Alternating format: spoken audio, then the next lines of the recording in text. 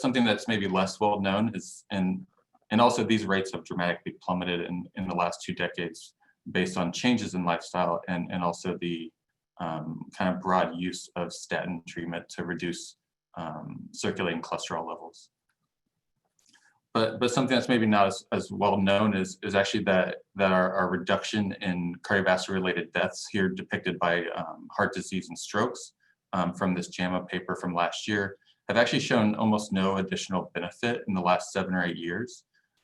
Through the 90s and early 2000s, we actually saw continual rates of improvement in cardiovascular related deaths. And what we're interpreting this as is that by targeting just one pathway involved in cardiovascular disease, that we've actually kind of hit a plateau, and that we need to now implement a second or even a third approach to manage cardiovascular related pathogenesis. So the way we think about cardiovascular disease is very similar to most people in the, I guess, Zoom meeting. This is an old slide from Chris Glass and Joe Whitson, but it's still very relevant today, where we think about atherosclerosis as being an inflammatory driven disease. We think of chronic and chronically high level exposure to circulating cholesterol, promoting endothelial activation, and that driving recruitment of monocytes into the intima space of the mid and large size arteries. These monocytes differentiate into macrophages and actually take up cholesterol in the tissue, where they differentiate into these foamy macrophages. These foamy macrophages play a large variety of roles in the tissue, one of them being that they take up a lot of space. They're the primary cell present in lesions, and their function may be very important for disease intervention.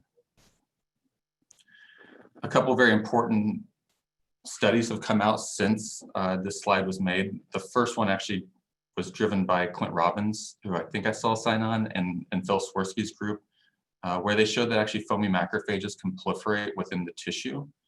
This kind of went hand in hand with a number of other papers studying macrophages in a variety of tissues could proliferate. And then the second one's from Gary Owen's group, where they showed that smooth muscle cells could actually contribute to the foamy cell pool within lesions, particularly late in lesions, where smooth muscle cells would perform some dedifferentiation function and take up cholesterol, potentially as a result of macrophages not being present or able to do so. Of course, 2 years ago, the CANTOS trial, through the use of canakinumab anti-IL-1 beta neutralizing therapy, showed that in a high-risk patient cohort that they could reduce cardiovascular related deaths. And we're using this as basically a proof of principle that targeting the inflammatory pathway can have beneficial effects to high-risk patients, and potentially also to lower-risk patients, but that's yet to be determined. So what my lab's studying here in Minnesota is actually trying to get potentially new pathways involved in the development of these macrophages within the lesions. So we think of the monocyte entry and then differentiation pathway to macrophages, and then this macrophage differentiation, the foamy cells. We think that this pathway is poorly understood, and that there's a big opportunity for us to develop disease-specific pathways for development. So many of you know I did my postdoc in Gwen Randolph's lab. While I was in her lab, we worked on developing approaches to track myeloid cells during disease progression. We did a number of approaches. One was using intravital 2-photon microscopy, where we've tracked monocyte migration patterns and patrolling function on the endothelial surface. We've imaged foamy macrophages as well as recruited monocytes within intact lesions, where we track their motility within plaques. We've looked at monocyte egress out of bone marrow, here just looking at green monocytes, and then also looked at 3D imaging using clearing technology approaches to look at 3D reconstructions of here just a nascent aorta, as well as reconstructing plaques in 3D so we can understand the distribution of where these cells are entering and differentiating within lesions. And then lastly, we also worked with radiologists to develop new probes for detecting monocytes. Here's a CCR2 PET tracer that we used for the first time to track lesions within mice. These mice are just kept at different temperatures but fed high-fat diets, and we could detect differences in lesion intensity using CCR2 probes. So we've been doing this for kind of a long number of years, and in addition to this, we thought that maybe we could add in another layer of profiling, and that, of course, being genetically profiling myeloid cells. Gwen's lab's well known for her work with the IMGen project, where they describe heterogeneity of macrophages through different organs. And this is something that's very well known and very well studied, that macrophages within specific tissues drive tissue-specific gene programs. Those programs are associated with tissue-specific functions. So for example, splenic macrophages differentiate into cells that can process heme, and that's a differentiation pathway that is dependent upon SPICE expression. And similar stories can be told for macrophages in other tissues. What we thought by starting out this project was, well, we know macrophages are all throughout plaque as well as in the steady state. Can we use genetic profiling to better understand these cells and maybe develop disease-specific gene pathways that we could then target for future therapeutics? So of course, we did this using single-cell RNA-seq approaches. We did this using the 10x Chromium platform, and we analyzed total leukocytes by single-cell RNA-seq. We took aorta, either bearing plaque or not bearing plaque, digested the tissue through kind of common methods, sorted CD45 positive leukocytes that were live, and then ran them through Drop-seq and the 10x approach. That gives you through unbiased clustering, you can get a projection plot like this. This is just a Tisney plot, very similar to UMAPs that we saw last week with Matthias's talk, and you get clustering. So we did this approach a number of times. We did it for today's talk. I'm going to show you 3 different time points that we did. The first one was just C57 black 6. So this is a wild type aorta. So we just took the CD45 positive cells from wild type mice at 8 weeks of age, purchased directly from Jackson. And then we did 2 time points during atherosclerosis. One was a 3-week high-fat diet fed, and these are LDL receptor knockout mice. And the other one was a 12-week high-fat diet fed.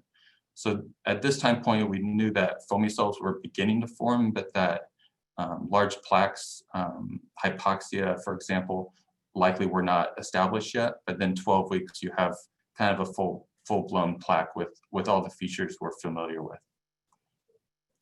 One additional thing that's important to point out is that when we image plaques, especially in these mouse models, we often see macrophages as a predominant leukocyte population.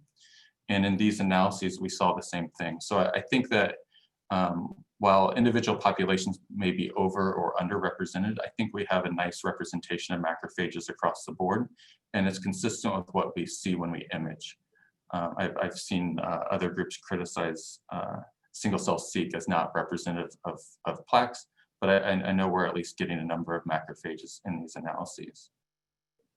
So first, I'm going to focus on this 12-week time point with a paper that we published in 2018 out of Gwen's group in collaboration with Jae-Hoon Choi and Max Artyomov, who's at Hayoung University in Korea, and Max is at WashU.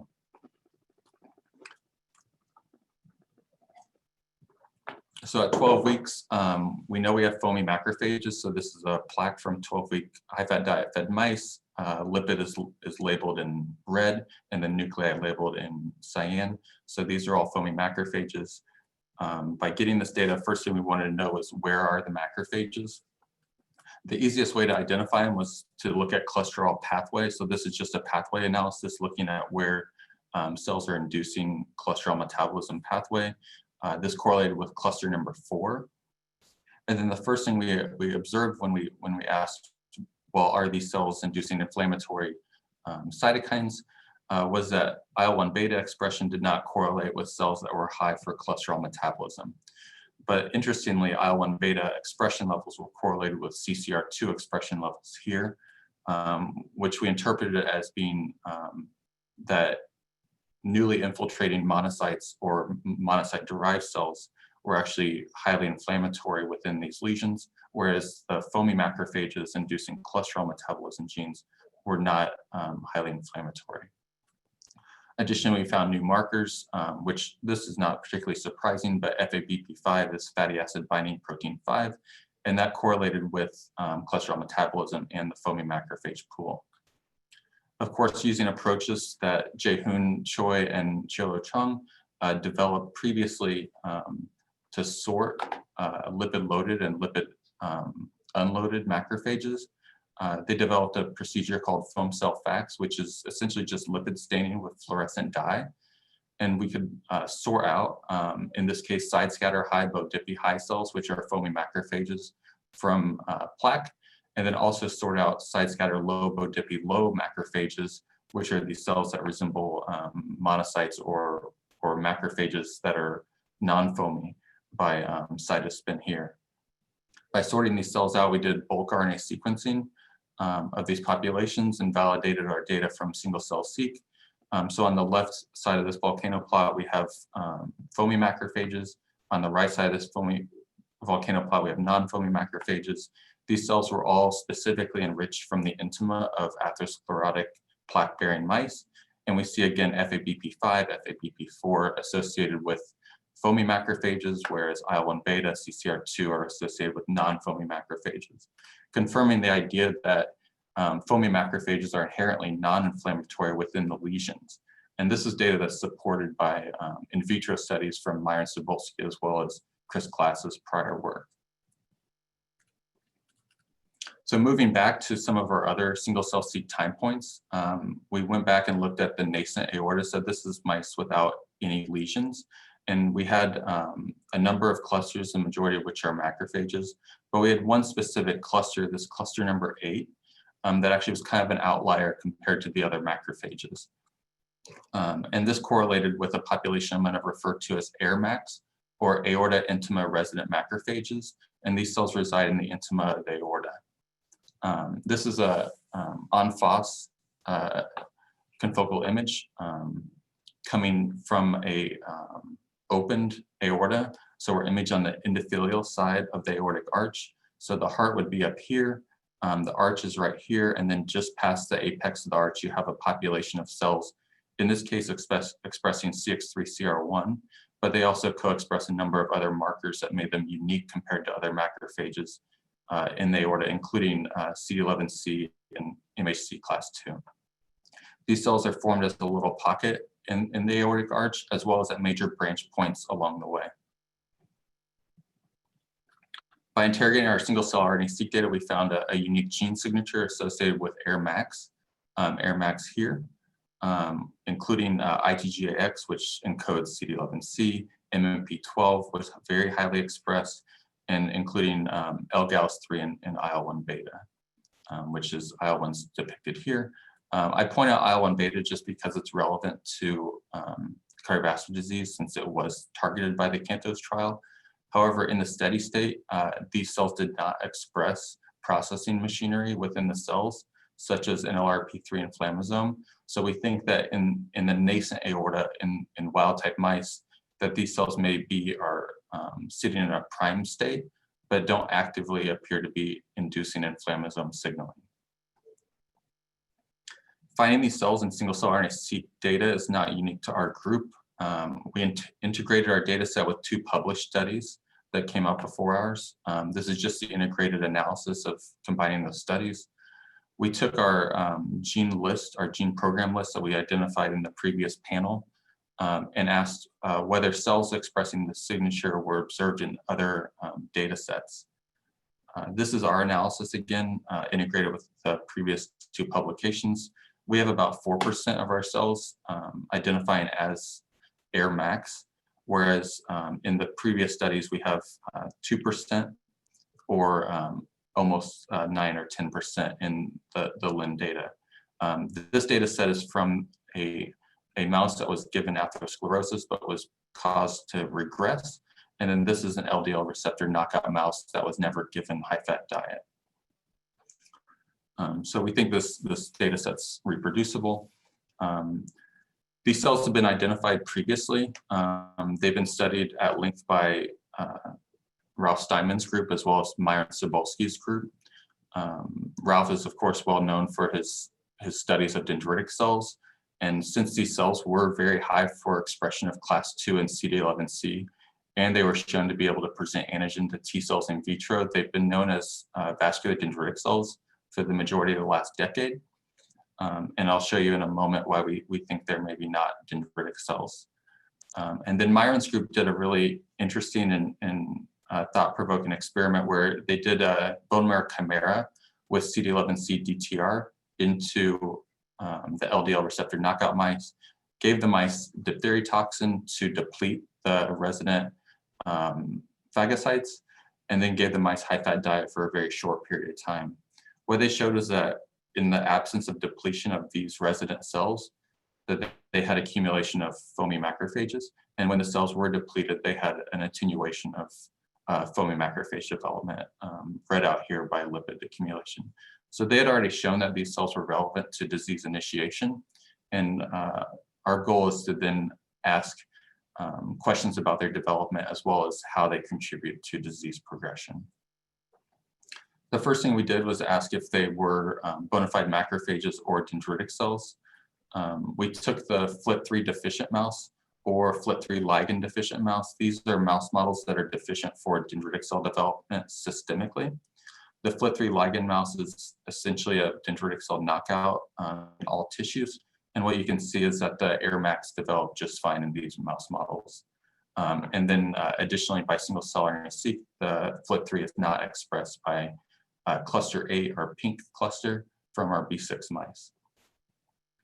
To complement this, using macrophage reporter strains or antibody labeling, in this case, C11C YFP, MHC class 2, CD64, CX3CR1 GFP reporter mice, lysozyme reporter mice, or the CD115 tamoxifen-inducible reporter mice, we can show that these cells express canonical macrophage markers, suggesting they are a bona fide macrophage population and not dendritic cells as Steinman originally proposed.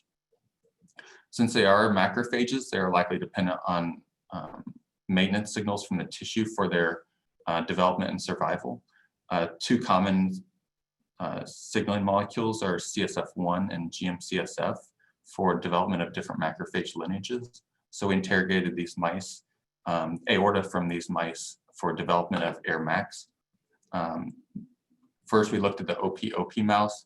This is a CSF1 mutant mouse that has systemically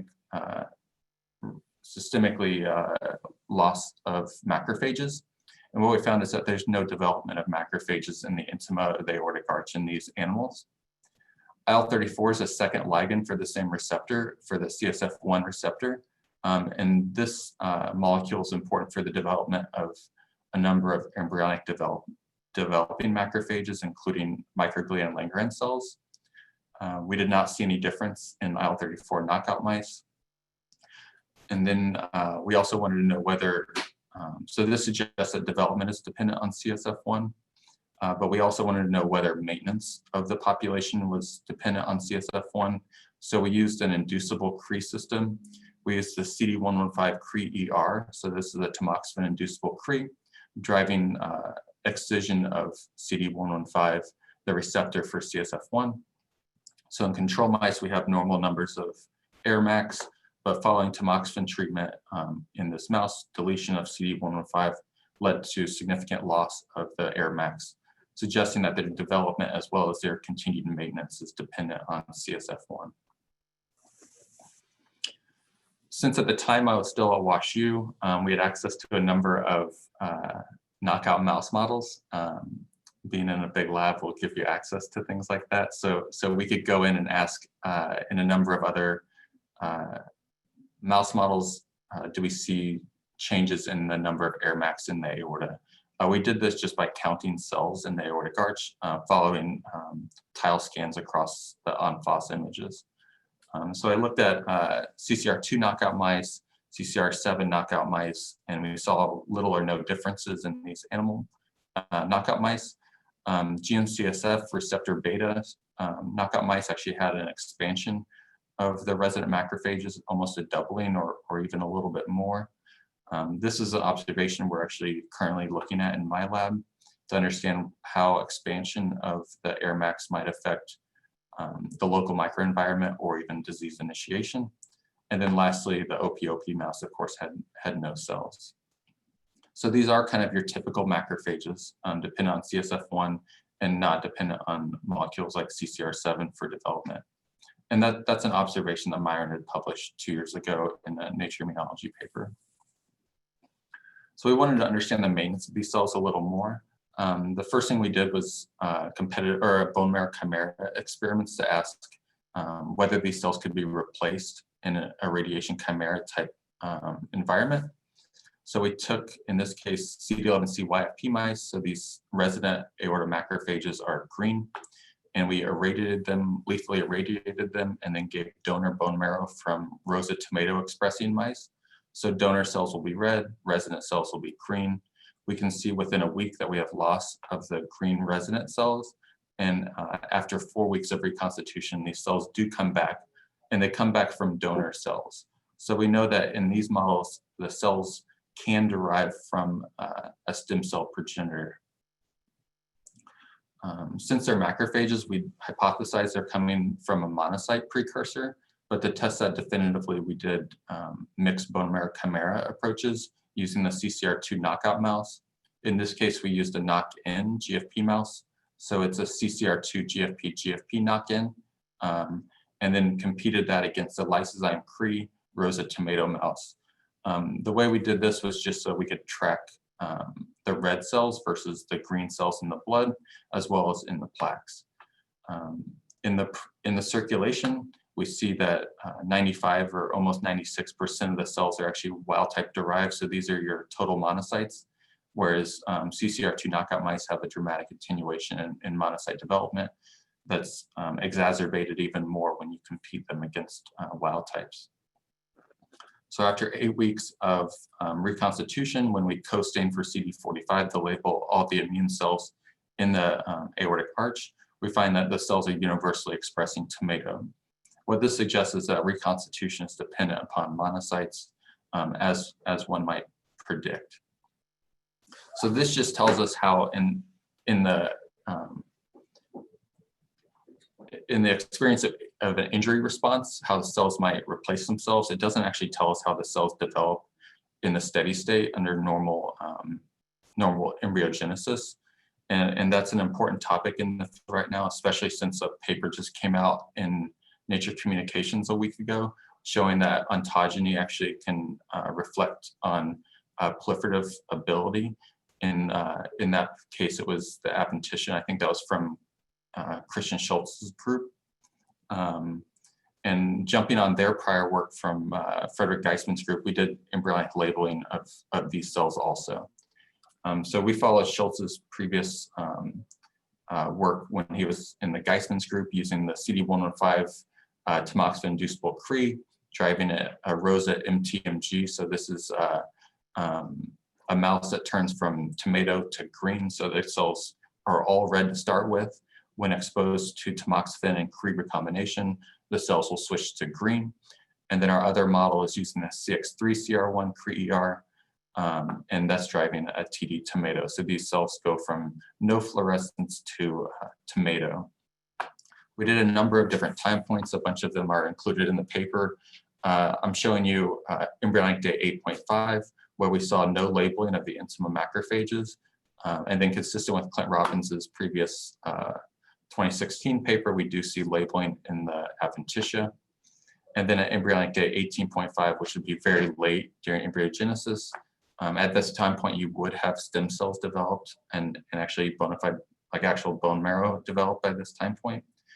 We do see a few cells labeling, so there's one, and then there's maybe 3 cells here. So, and in these mice, we see dramatic labeling in the adventitia, almost 90% of our cells. So this suggests that the cells are developing extremely late in embryogenesis or even post-birth.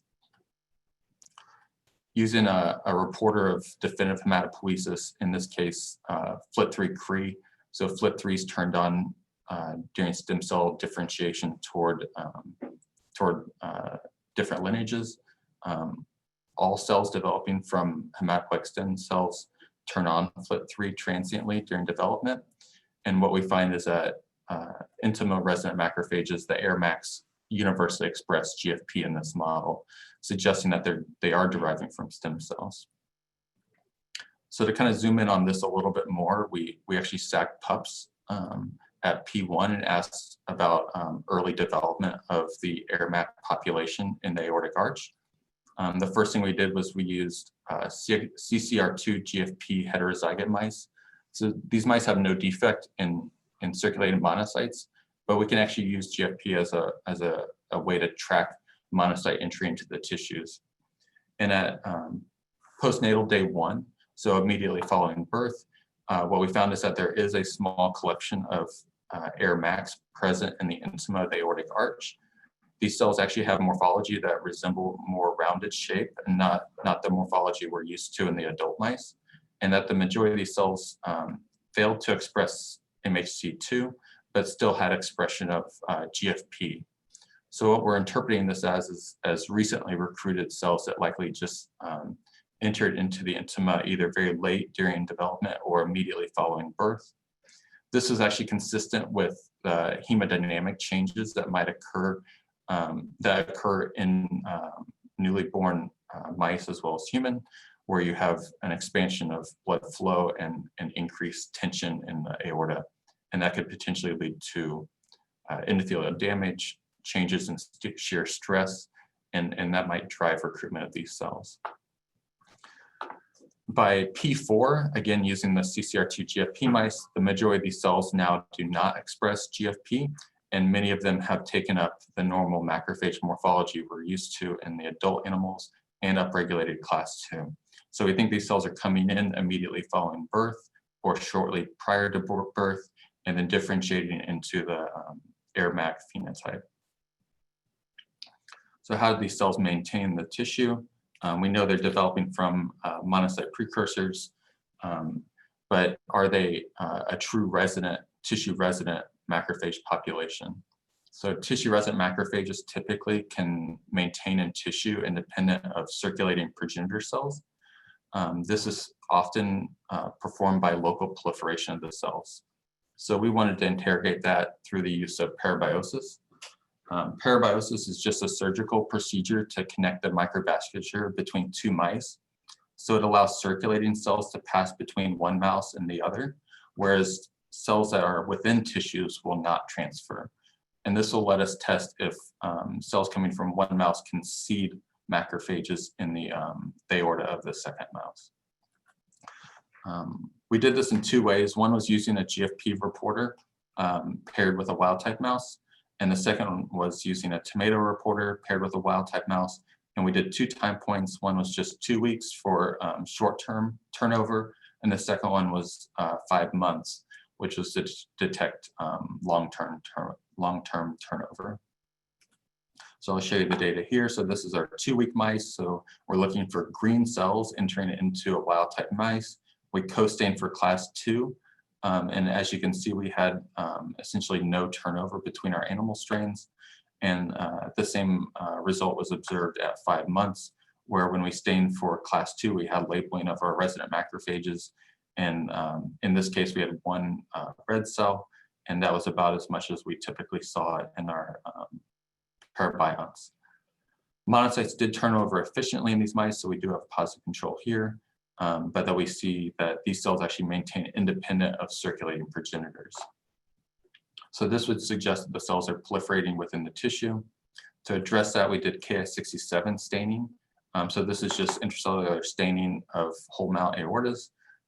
Again, staining for MHC class 2 in the intima of the aortic arch. We can see a few cells here, staining for Ki-67 in the nucleus that's consistent with proliferation. We also interrogated and this came out, we quantified across a number of mice with an average of about 200 cells per mouse. And it came out to about 5.7% of the macrophages in the tissue were expressing Ki-67 at any given time. And more or less, this is consistent with other tissue-resident macrophages that have proliferation rates of about 2% per day. When they stain for K67, they typically get a little bit higher numbers, similar to us. We also interrogated our single cell RNA-seq data using our AirMac gene profile, where we asked if we filter all cells on our top 12 expressed genes, what percentage of those cells are expressing K67? And by transcript, we detected 2.3%. So I think these numbers correlate. I would expect mRNA to be much,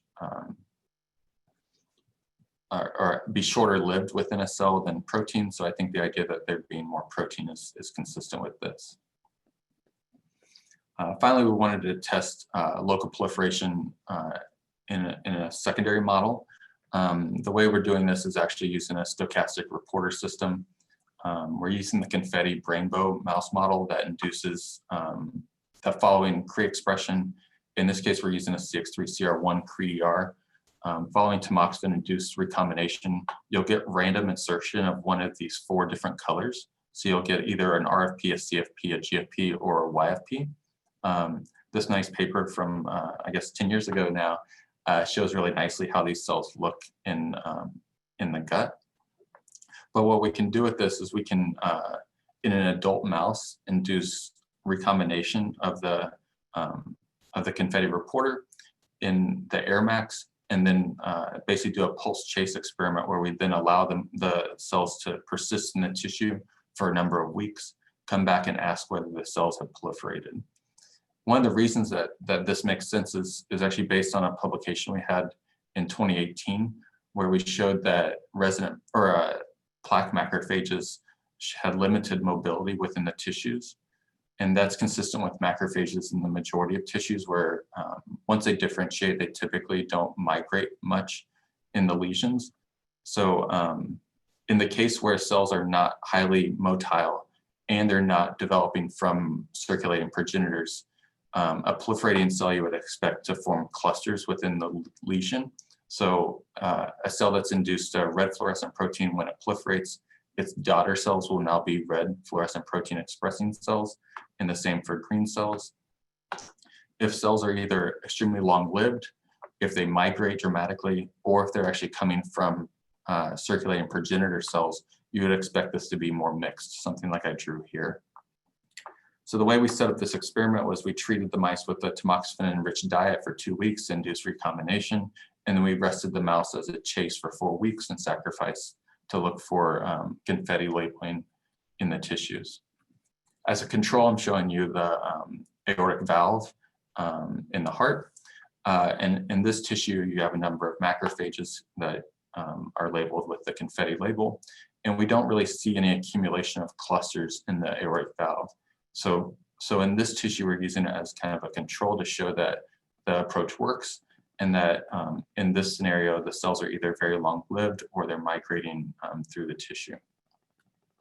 If we look at the aortic intima, we find that the cells are actually beginning to cluster. Here in the yellow, you have a cluster of yellow cells, you have a cluster of red cells, a cluster of green cells. Of course, I made it easier for you by highlighting the cells. And what we think is that this is consistent with a tissue-resident macrophage population with a low rate of proliferation. And I think that's consistent with our K67 and sequencing data. So with all this characterization information, we can actually develop approaches now to track these cells in atherosclerosis progression. I'm calling this our pulse rest chase instead of just a pulse chase experiment. In this case, we're going to fate map the resident arterial macrophages in disease progression. For these experiments, we're using a CX3CR1 Cree-DR driving a Rosa tomato reporter, and they're on the LDL receptor knockout background. Importantly, all these experiments do work very similarly when using chimera approaches. So we're confident the cells we're tracking are hematopoietic cells and not stromal-derived cells. In this case, we treat the mice with tamoxifen to induce tomato labeling of the resident macrophages. This also labels circulating monocytes. So we rest the mice on chow diet for 3 weeks. This allows for all the circulating cells to turn over. And then we feed the mice high-fat diet to initiate hypercholesterolemia and drive disease progression. This is just showing labeling of the resident macrophages using that crease system. And then we also get efficient labeling of the monocytes in circulation. So after day 0, we have almost 80% labeling of the classical monocytes and even higher labeling of non-classical monocytes. But within about 2 weeks, you have clearance of these tomato labeled cells. By 3 weeks, you have less than 0.5% of the circulating cells labeled with tomato. So it's a pretty sound system. When we feed the mice with high-fat diet, we get induction of hypercholesterolemia within days, but we don't see any changes in the resident macrophages. But by day 10, we start seeing morphologic changes in the resident macrophages depicted by changes in shape here. So these cells are resembling foamy macrophages. And when we go in and look for lipid accumulation, they are taking up lipid. So this is a tomato positive cell with lipid droplets within the macrophage. By 2 weeks, we start seeing an actual plaque forming. So we have an accumulation of these lipid-loaded macrophages forming here in the aortic arch. These cells appear at this time point to be exclusively derived from resident origins. And we start seeing recruitment here stained with CD45 of new circulating cells into the aorta. If we go out to a month where you can start really seeing lesions forming in the aortic arch, now we have a clear lesion forming here. The core of the plaque is derived from the originally labeled resident macrophages, the AIR MACs, and then that's surrounded by layers of recruited monocytes. So I have the plaque here highlighted in yellow. I've highlighted another kind of what I'm calling a border region. This is a region that's very rich in recruited cells and very few AIR MACs are present. It also appears to have a number of cells that appear to be dying. So for example, this cell here appears to have died, as well as some cells over here. So we think these are cells that have persisted in the lesion for likely number of days to weeks, whereas this would be a region where you're getting high levels of recruitment. Some cells maybe are persisting, whereas other cells are potentially not persisting. And then what I think is maybe most interesting about these images is that if you then go away another, this is maybe 50 or 100 microns, you now have resident AIR MACs that were labeled 7 weeks prior to this time point that are still labeled and still resemble normal morphology. So despite being exposed to high cholesterol levels, these cells haven't differentiated into foamy macrophages. So I think it's likely that more than just one signaling point has to trigger this response, but that these cells persist at least for a number of weeks. When we go out for months of time, within these plaques, we actually get complete replacement or almost complete replacement of the AIR MACs. This is now 84 days out, and just staining the border of the plaque here with CD68, you see that the majority of macrophages are now tomato negative, and we quantified that in our recent publication. At the beginning of these experiments, we have about 90% labeling of the AIR MACs that persists for about 2 weeks. And then after 10 to 14 days, we start getting dramatic recruitment of monocytes into the lesions, which over time dominate the cellularity in the plaques. And that in the steady state, these macrophages are able to proliferate and maintain themselves independent of circulating cells, but that in the context of lesion progression, that proliferation is not sufficient to drive expansion of lesions, at least during the early stages of plaque progression. So we think this is very interesting. We have foamy macrophages that are sitting side by side.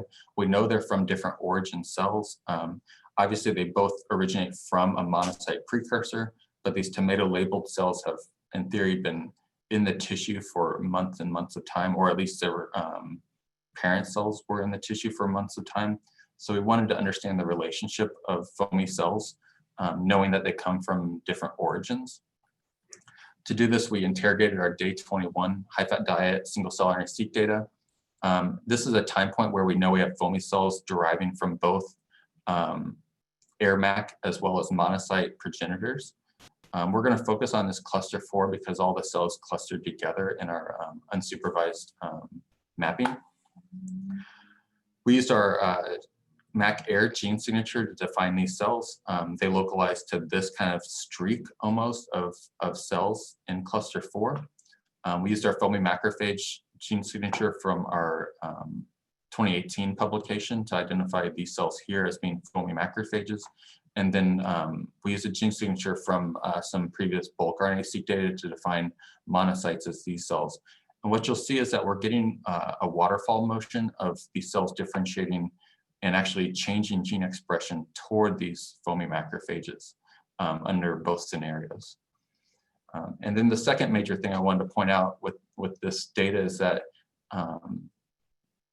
by the single cell seq analysis, we're only getting a single foamy macrophage pool. So this suggests that regardless of origin, both progenitor populations for the foamy cells are differentiating toward a single macrophage pool.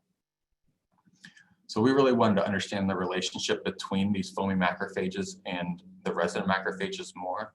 We know they both persist in the same microenvironment.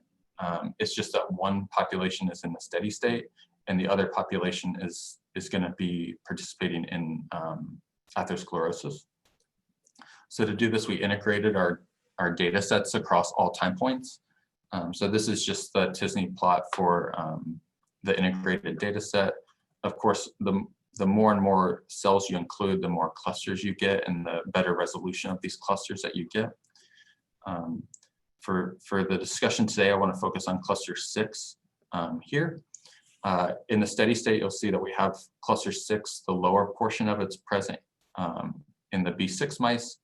At 21 days, you start seeing expansion of cluster 6 upward. And then at 12 weeks, you only see pretty much the upper portion of cluster 6. So, oh no. Is that cut off for you too? Okay. This part's not particularly important. So if we just take our AirMac gene signature and look at the AirMac specific genes over the stages of disease, you'll see that we get labeling in the steady state. The cells are still present at 21 days, but you'll see that there's a portion of cells that are kind of halfway expressing these genes.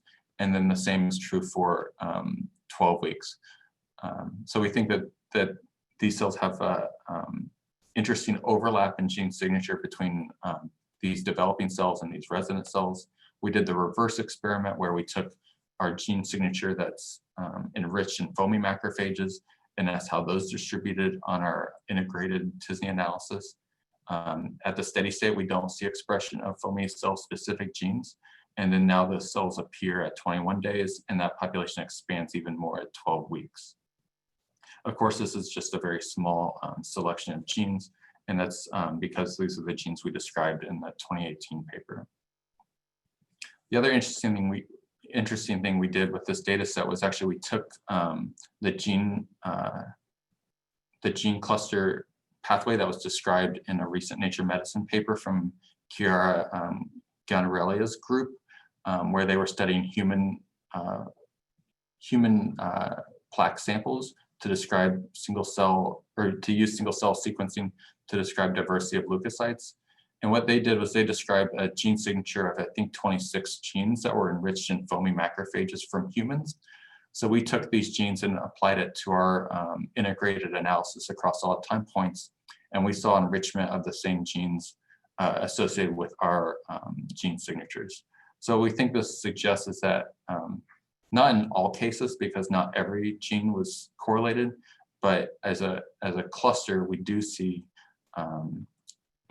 the same set of genes turning on in our mouse models as seen in human plaque models. So to dissect this just a little bit more, we decided to examine the relationship between foamy macrophages and resident AirMacs. On the x-axis here, we took our 12-week high-fat diet-fed single-cell-seq data. We asked what genes are enriched in foamy macrophages compared to all their macrophages in that data set. And then on the y-axis, we plotted from our B6 wild-type mice, the resident macrophages, AirMacs, versus all their macrophages in that data set. And the idea is that on this axis, we'll get genes that are enriched in the steady state and might drive homeostatic functions. And then along the y-axis, we may get genes that are important for foamy cell maintenance, such as cholesterol uptake and processing. But then on the x and y-axis, we'll get genes that are potentially important for the maintenance in the intima microenvironment, as there may be genes driving the tissue-specific residence in the organ. So that's what we're calling these genes. We think that MP12, LGALs, and other molecules are specific to living in the intima microenvironment independent of disease, whereas these genes here in yellow are foamy cell specific genes and likely play a major role in their cholesterol handling function or in the progression of atherosclerosis. These genes here in the blue circle are genes that are expressed in the steady state but not during disease. And we're very interested in these as to whether they may modify disease progression. And then of course we have adventitious specific genes, such as like LIVE1 and MRC1, CD206, which these genes are kind of well established at this point to be constitutively expressed in the adventitia. So that leads us to our model. Basically I showed today that there's a resident aorta intima-resident macrophage population that we call AirMacs that in the steady state can proliferate in the tissue, and that they become the first foamy macrophage within the lesions.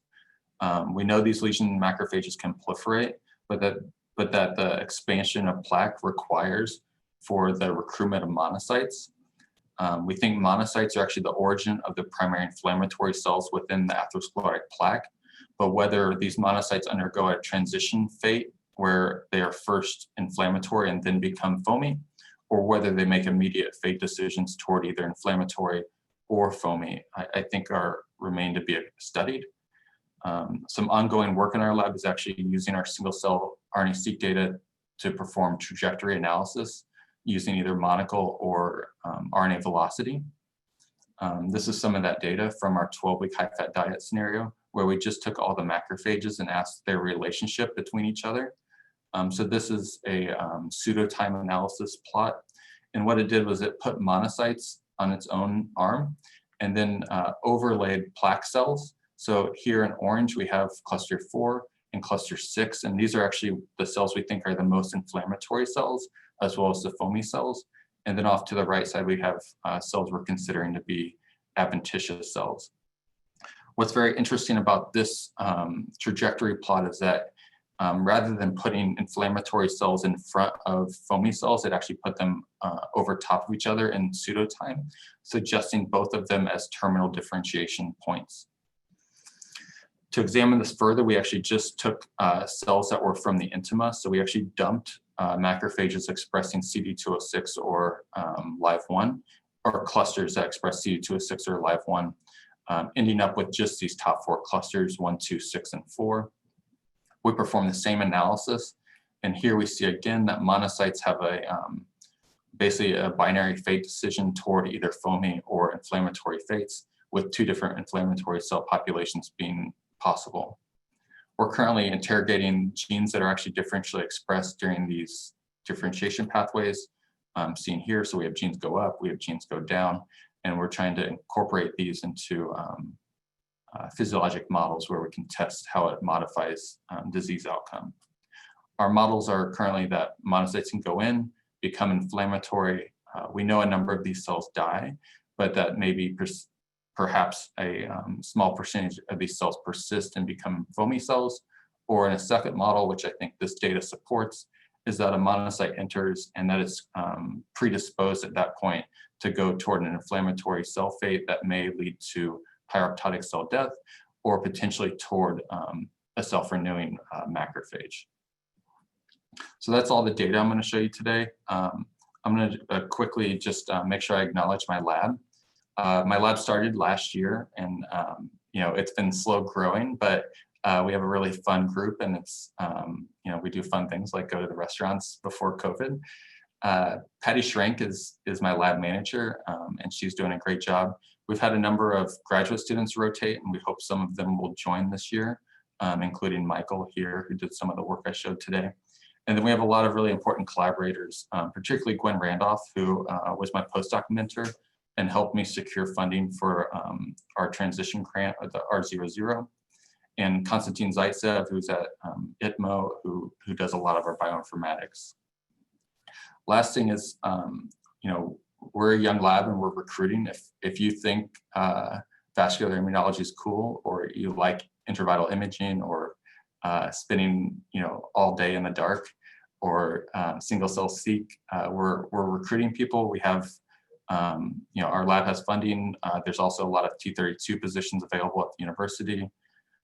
This is campus. It's a really cool campus. We're right on the Mississippi River, and you know, just steps away from downtown Minneapolis. So it's a really cool urban, big campus. Minneapolis always looks like this: clear skies and green grass.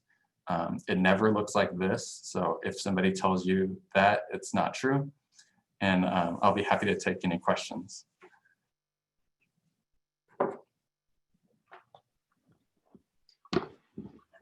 Jesse, thank you for a really tour the monocytes and macrophages. It was wonderful imaging and really mind-blowing, actually, how they change during the progression. So if anybody has questions, raise your hands, and in the meantime, I'll start with Katie. Thank you. That was really awesome, Jesse, and a great, as Ebru said, the imaging was really beautiful. So one thing that I know you probably didn't study much of, but I'm really interested in is your ideas about the cell death part of this. We're really interested in that. I think this sort of decision making by the cell, what regulates its ability to sort of stick around and maybe become foamy. Is that a survival? I mean, you know, we know that these, I mean, as you said, like, you know, these cells are non-inflammatory or anti-inflammatory or whatever they are. And then is that a survival advantage? Why do they decide to undergo cell death? Or is that different than the other types of macrophages? Like, just your thoughts in general. Yeah, so complex question. So the simple answer is that yes, we do see a lot of cells dying following entry. So we can detect using APO tracker, or basically a cell death tracker, that cells that we've labeled in the periphery are entering and that some of them are dying. But in terms of intervention is something we're trying to do, and we just recently got animals crossed where we can do conditional deletion of cells that might regulate survival. Okay. Just like you're talking about induction of inflammasome or induction of other cell death pathways. And we just don't have results for that yet. Okay, cool, thanks. Can I ask a kind of a follow-up question? Jesse, wonderful talk. Very nice to have you in the department. I don't believe you mentioned the role of senescence in this phenotype, and you and I discussed, and you're aware of the recent paper a couple of years ago from Jan van Dersen on the senescent foamy macrophages as part of the atherosclerosis. This links very well with the question from Katie, is kind of the other side of the cells, rather than dying, they become senescent. How this fits into your model and data? Yeah, so actually that paper is really neat because it shows senescence within days of high-fat diet feeding. We haven't gone back to actually to check, you know, whether we're inducing senescence, and I think they showed as many as half of the cells within, I think, 7 or 8 days of high-fat diet were inducing senescence. They were likely tracking these air max. I think in their interpretation, they said they were tracking, you know, recruited monocytes going into the lesions. We have not gone back to check, but I'm writing it down, and I'm going to go right to our data set and look to see if we're inducing senescence pathways in our early seq time points. Yeah, it should be relatively easy to look into at least the P16, although there can be other markers, but in your data set, they should be. You know, the other possible problem, and it might be a systemic problem with using single cell RNA-seq, is that any cell that might be undergoing a death pathway or on the verge of going to death, they may not make it through the sort, or really the sort, then the sorting into the drop seq. So We don't have a lot of, I know we don't have a lot of apoptotic cells in our sequencing data, but the senescent cells are not. Anyway, we can continue this conversation. or yeah, I know we have different thoughts about that. Yeah. Mabrika, please. That's really very magnificent talk. So you simplified very complex pathway in a nice way. So I'm gonna start with the big question. So seems to me those resident macrophages have a role in a healthy state compared to the disease state. So in a healthy state, does it seem like they are required for healing since they highly express IL-1 beta, but they don't know how to handle lipid, right? So, and in the disease state, when there's like a lot of things going on, since they don't know how to handle lipid, this is when they become foamy and accumulate in the lesion. So what do you think about this? Yeah, I think that's a great hypothesis. Yeah, they're potentially just getting overwhelmed. And I think there's a number of scenarios where similar things can be observed. You know, in severe obesity, you see the resident macrophages getting loaded with lipid and then dying and promoting recruitment of additional cells. But I certainly agree with your interpretation. Yeah. So do you think inhibition of IL-1 beta maybe is not a good idea then? I certainly don't have a stake in that game, but there's reports for both ways. I mean, there's certainly publications that have shown positive and as well as negative effects for IL-1 targeting, and obviously there's a lot of cells that are sensitive to IL-1, not just not just local cells or systemic cells. So it's certainly controversial, and you're trying to lead me into a discussion. I understand. Thank you. Holger, thank you.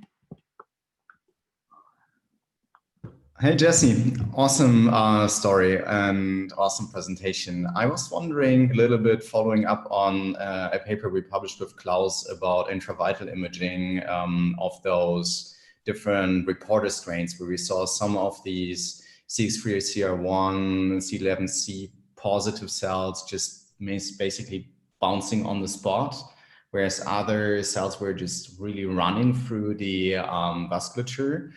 Did you see any motility genes enriched in these AirMacs, or do you think they are motile or rather sessile?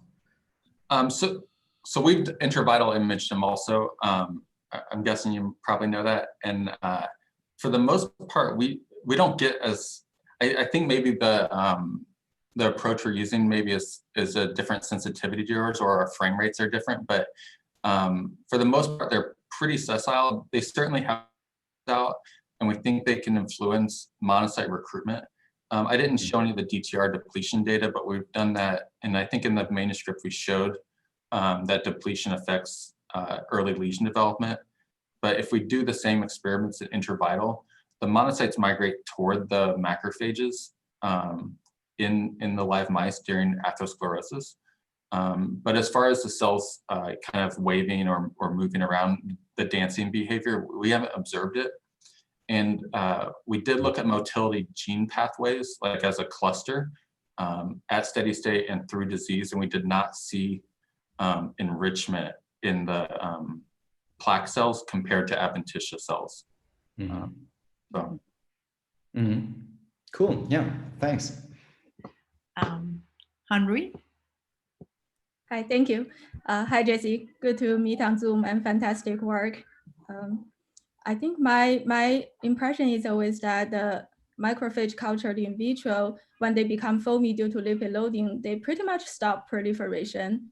But in your work, you show that in vivo foamy macrophages, they do proliferate, and probably more proliferate than the non-foamy macrophages. So do you think the in vitro lipid loading is too simplified, or not representing the in vivo physiology, or in other words, in vivo macrophage, like in vivo foamy macrophages are different kind of foamy macrophages? Yeah, so the in vivo foamy proliferation data is not from our group. It's actually from Phil's group, just to make sure we give credit. But as far as loading in vitro foamy cells, we've done some transcriptome analysis, and and at least genetically, they do upregulate the same pathways. But as far as proliferative ability, you know, it's certainly possible that your interpretation is correct, that maybe we're overloading cells in vitro that we don't see in vivo. The other big thing to consider is that these plaque or intima-resident macrophages have a lot of genes that are different than a plate grown macrophage. So it could be an artifact of living on a super hard surface, for example, that the cells are responding differently. But yeah, doing some of the assays in vivo might be nice. Great, thanks. Rachel? Hi, thank you so much for the talk. I really enjoyed it. I have a few questions.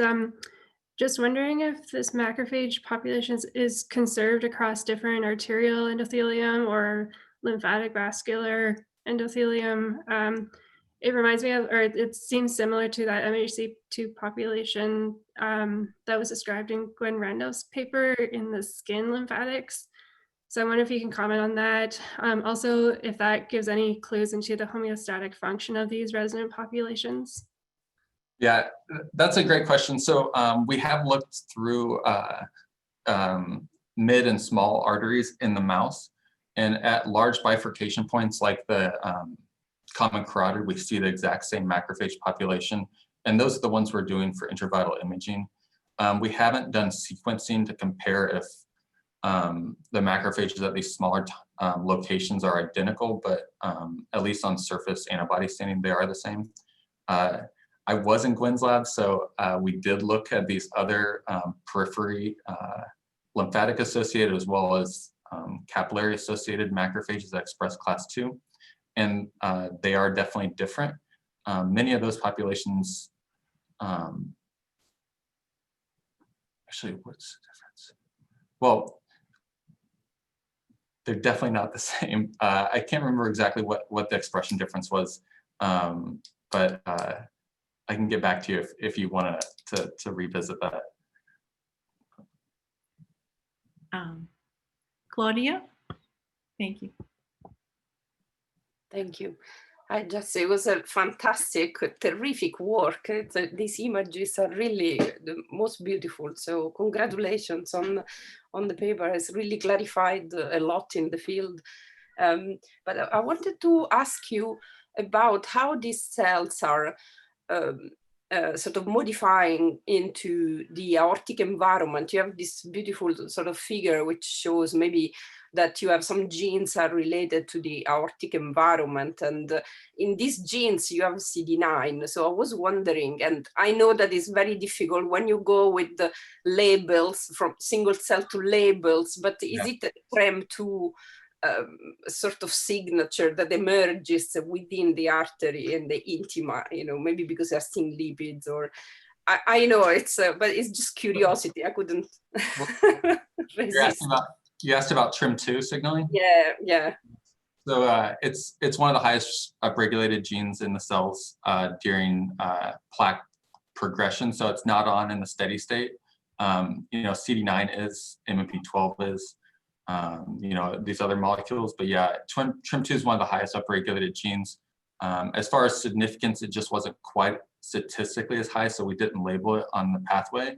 But yeah, that's certainly going to be super relevant in the near future, especially for lipid loading as well as anti-inflammatory functions of lipid loading. Thank you very much. Ada. Hey, Jesse, that was amazing, fantastic. Congratulations. I was wondering, obviously, about regression. So you showed those plots showing that the frequencies of these cells go down with progression, right? I wonder if you look at total numbers. So obviously you have less frequencies because you have recruitment of monocytes.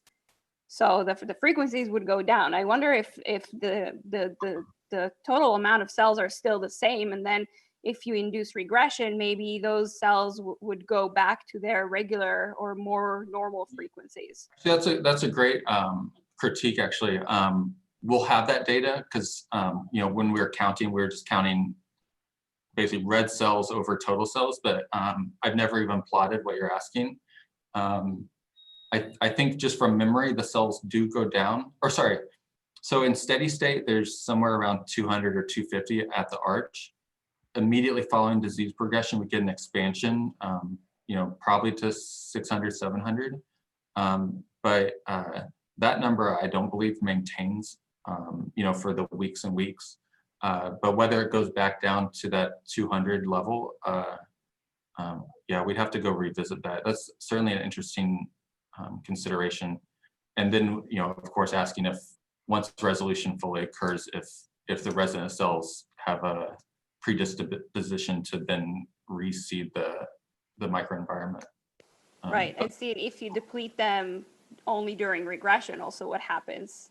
Yeah, yeah, those are good ideas. And yeah, we certainly have the model. So ask me next year. No excuse not to have it. That's awesome. Thank you so much. Thank you, Ada. And Phil.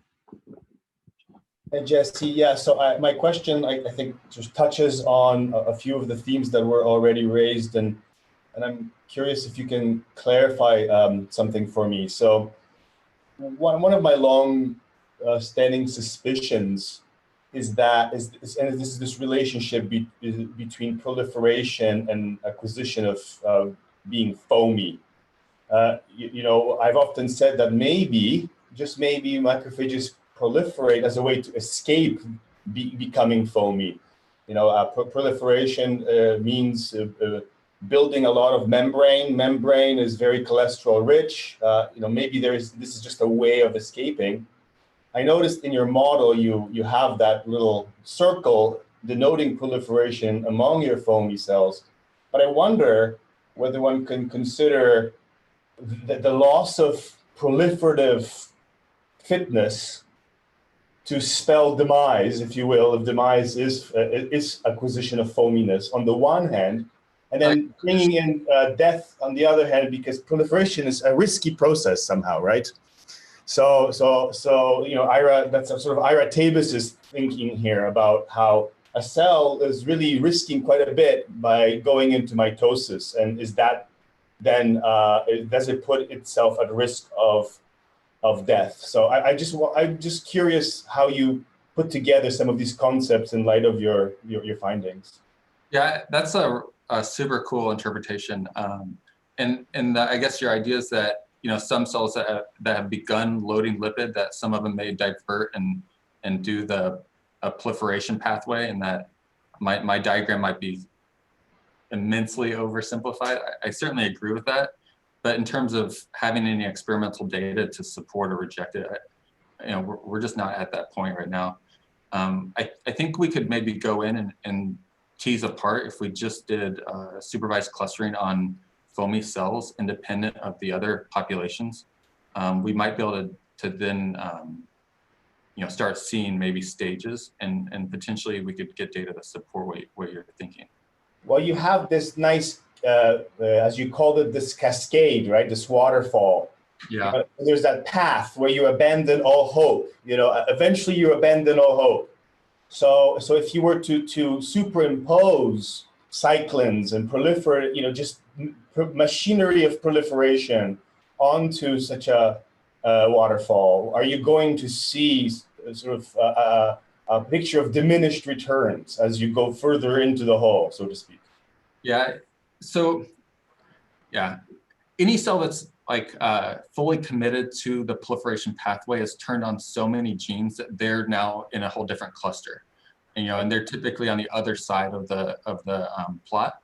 But I love the idea of, you know, cells that maybe are just initiating the first steps of proliferation. So we'd have to dump all these cells for that analysis, but I really do love it. We're going to look at that for sure. That's a really cool interpretation.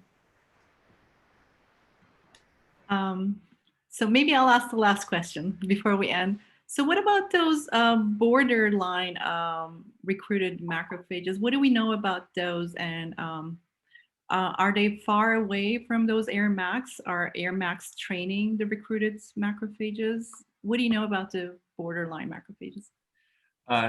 Consistent with all my other answers today, very little, but we're certainly interested. I would love to recruit some students or postdocs to come study that. And we have some great imaging tools to separate out border cells from plaque cells from resident cells, and that'd be a great project.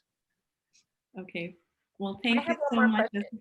Oh, one more. Before we sign off, I'm actually was thinking about as you were talking about this, how risky or costly it might be for a cell to undergo maybe proliferation or foam cell formation. Is it possible that in the foamy cells, we're also seeing atherosclerosis?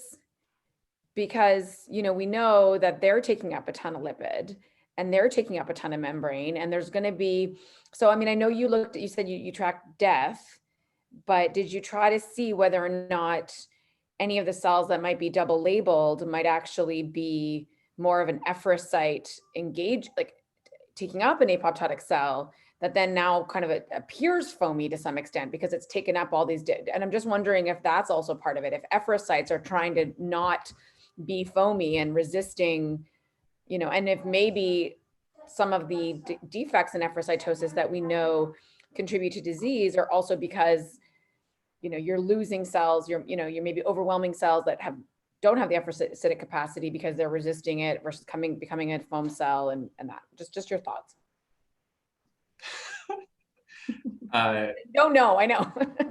Yeah, I'm so sorry. I don't have the answers to your guys' very important and complex questions, but just your thoughts, like your speculation or what you might have observed. Yeah. So we certainly see induction of phagocytic pathways in the non-foamy cells. So we certainly agree that the commitment toward foamy, like Phil was suggesting, inhibits that function. So those cells are likely on those plaque borders. So I certainly agree that might be a mechanism that's going on there, and that could be driving the phagocytic pathway. But I mean, we don't have any data, and I don't actually know who has that data. Maybe, I guess Ira would have it, but. Yeah, it's just something that, like, as we have a signature of atherosclerosis from the single cell literature, we might be able to overlay them with some of the things, and then, by microscopy and some of the, imaging you're doing, really identify if some of that, if those are the same cells. Yeah. Yeah, we can work on that. And, if you guys want to look at any of these pathways, just email me and we can process the data in any way you guys want. It's not very difficult. Well, thank you, Jesse. Your work stimulated a lot of questions in our minds. So this was a very productive seminar, I have to say. We'll hopefully resume next week. I think Sabine is next week. And so have a great weekend till next week, Friday. Bye, everyone. Thank you so much. Bye.